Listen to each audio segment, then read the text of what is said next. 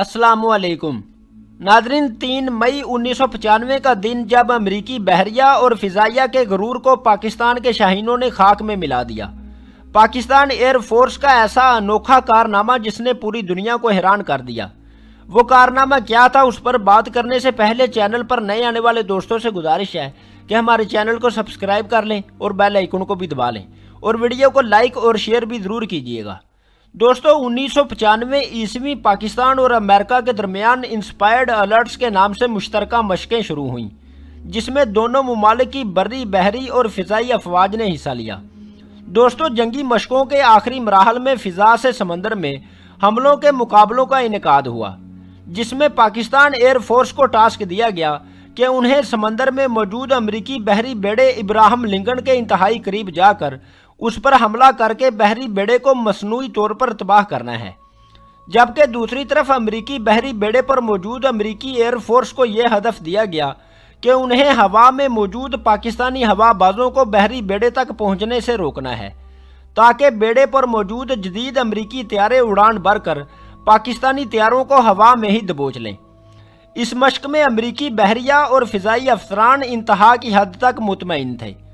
ان کے اعتماد کی وجہ امریکی بحری بیڑے پر موجود دنیا کا سب سے بہترین اور جدید ریڈار سسٹم تھا۔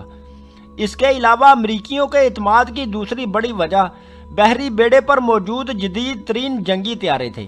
جو برق رفتاری میں پاکستانی مہاراج طیاروں سے کہیں آگے تھے۔ ناظرین، دوسری طرف پاکستان کے ایک فضائی اڈے کا منظر، جہاں پاکستان کے فضائی نگرانوں سے اس مشکل ترین مشن پر جانے کے لیے پوچھا گیا، اور ہمیشہ کی طرح اس مشن پر بھی تمام پائلٹس جانے کے لیے تیار ہو گئے،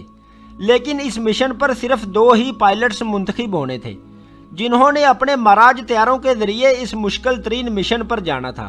سینئر کمانڈوز کے فیصلے کے مطابق اس مشن کے لیے ونگ کمانڈر عاصم سلیمان اور فلائٹ لیفٹیننٹ احمد حسن کا انتخاب کیا گیا۔ ونگ کمانڈر عاصم سلیمان ان دنوں پاکستانی فضائیہ میں اسکواڈرن نمبر 8 کے طور پر فرائض انجام دے رہے تھے۔ مشن پر روانگی سے قبل دونوں شاہین اپنے اپنے طیاروں کی جانچ پڑتال میں مشغول تھے جب ونگ کمانڈر عاصم سلیمان نے فلائٹ لیفٹیننٹ احمد حسن کو اپنے پاس بلایا اور کہا کہ میں امید کرتا ہوں کہ آپ اس مشن کے لیے مکمل طور پر تیار ہیں۔ ونگ کمانڈر کو اپنے اس نوجوان شاہین پر مکمل اعتماد تھا، کیونکہ اس دن انہوں نے اپنی زندگی کا ایک انتہائی اہم اور انوکھا فیصلہ کرنا تھا، جو آج تک کی فضائی تاریخ میں نہیں ہوا تھا، اور اس کے ساتھ ساتھ پاکستان کی عزت کا بھی سوال تھا۔ عاصم سلیمان نے اپنے اس فیصلے سے احمد حسن کو آگاہ نہیں کیا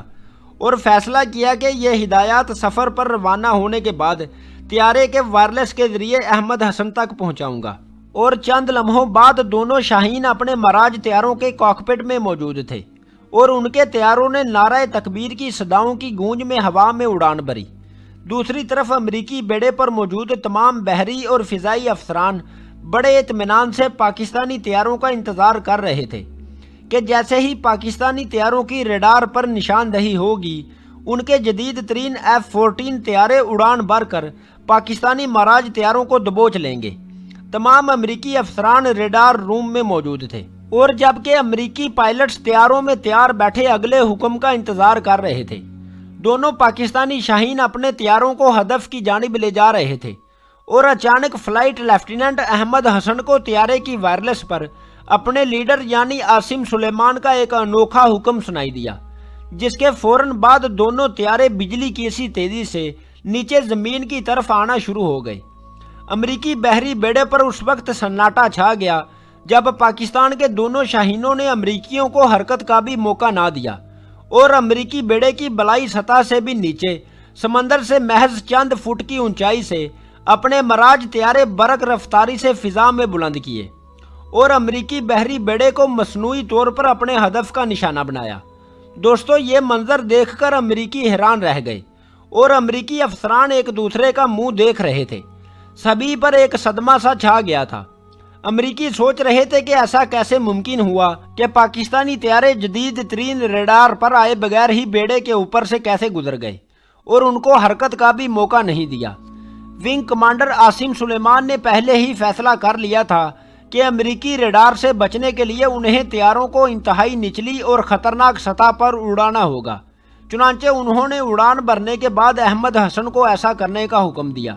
नादरीन, इतनी निचली सतह पर परवाज मराज तैयारों के साथ मुकम्मल नामुमकिन था, लेकिन पाकिस्तान के शाहीनों ने इस नामुमकिन को भी मुमकिन बना दिया। उम्मीद है दोस्तों आपको आज की वीडियो पसंद आई होगी। कमेंट करके अपनी कीमती राय से ज़रूर आगाह कीजिएगा। बहुत शुक्रिया। अल्लाह हाफिज़।